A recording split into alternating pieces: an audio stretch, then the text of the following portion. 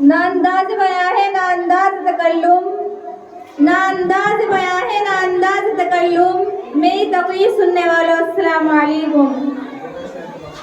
نحمدہ ونصلی علی رسولہ الکریم، اما بعد، فقد قال اللہ تبارک و تعالی فی القرآن المجید والفرقان الحمید، فاعوذ باللہ من الشیطان الرجیم، بسم اللہ الرحمن الرحیم۔ ذالک الکتاب لا ریب فیہ ھدی للمتقین۔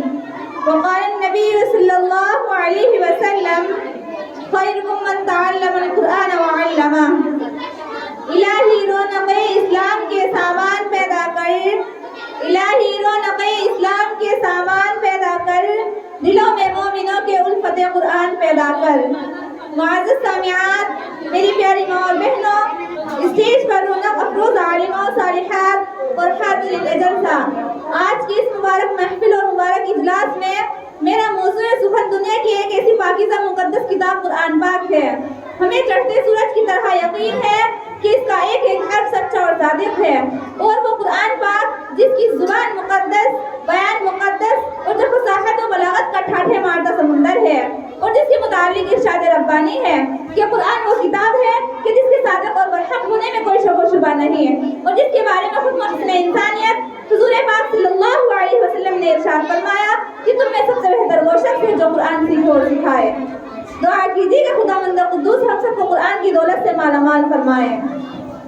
معزز سامعات، قرآن پاک رب ذوالجلال کی طرف سے وعدہ کردہ حسین تحفہ ہے کہ جس نے 23 برس کے قلیل مدت میں پورا عالم میں وہ انقلاب برپا کر دیا کہ بڑے بڑے فصحاء، بلغاء، ادباء، شعراء حیران شدہ رہ گئے، اور جس کی آیتوں کو سن کر پتھر دل موم ہو گئے۔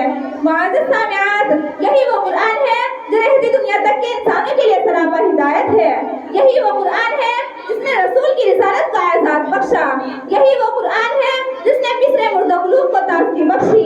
جی ہاں، یہی وہ قرآن ہے جس کی برکت سے جنات و شیاطین کا آسمانوں پر جانا بند ہوا۔ یہی وہ قرآن ہے جس کی برکت سے عزت اور وقار کے شامیانے گڑ گئے۔ یہی وہ قرآن ہے جو سچائی اور امانتداری کا درس دیتا ہے۔ یہی وہ قرآن ہے جس کی بدولت محبوب حقیقی رضا نصیب ہوئی۔ یہی وہ قرآن ہے جس کی بدولت حضرت عمر فاروق کو ایمان نصیب ہوا۔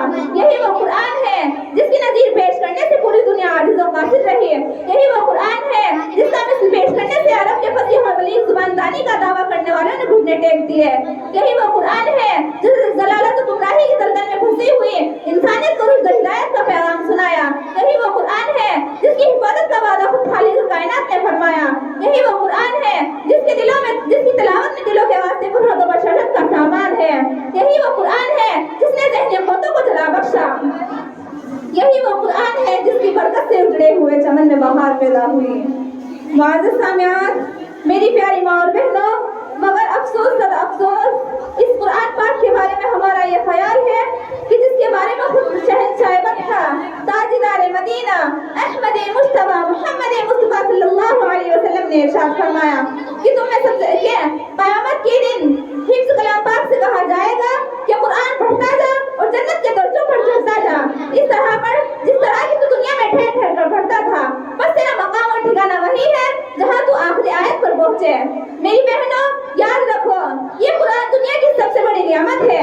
یہ زمین و آسمان، چاند و سورج ستارے کو اس نعمت کا حق ادا نہیں کر سکتے، اور یہ قرآن رب کائنات کا مقدس اور عظیم کلام ہے، اور کیوں نہ ہو جبکہ اس کا اتارنے والا امین، جس کے ذریعے اتارا گیا وہ بھی امین، جس ذات پر نازل ہوا وہ بھی امین، جس مقام پر نازل ہوا وہ بھی امین، اور اس مہینے میں نازل ہوا تمام مہینوں سے افضل ہے، اور جس رات میں نازل ہوا تمام راتوں سے بہتر ہے۔ میری پیاری بہنوں، اللہ کا یہ مقدس اور پاکیزہ کلام تمام کلاموں سے افضل ہے، اور حدیث پاک میں آتا ہے کہ اللہ کے اس کلام کو تمام کلاموں پر اس طرح سے فضیلت ہے کہ جس طرح سے خود تعالی شانہ کو تمام مخلوق پر۔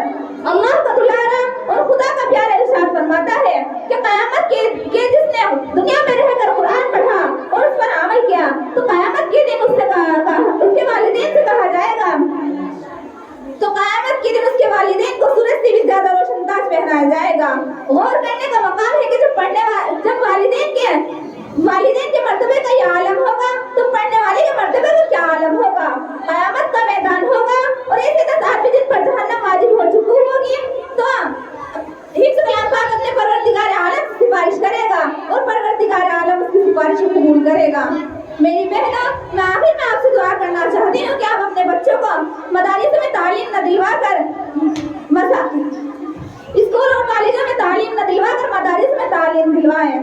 دعا کیجیے کہ اللہ تعالیٰ ہم سب کو قرآن کی دولت سے مالا مال فرمائے۔